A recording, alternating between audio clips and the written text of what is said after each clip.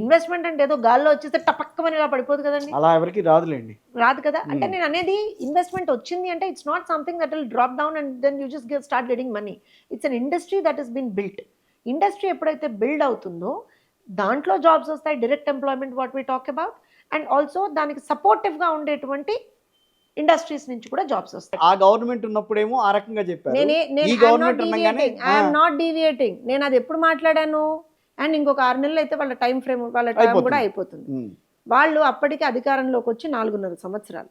4.5 సంవత్సరాల్లో కరోనా వచ్చింది, ఆ తర్వాత దాని పరిస్థితులు ఎదుర్కొన్నారు. 2022 వరకు అసలు మొత్తం యంత్రాంగం అంతా స్తంభించిపోయింది. సార్ నేను ఒక విషయం చెప్తాను సార్.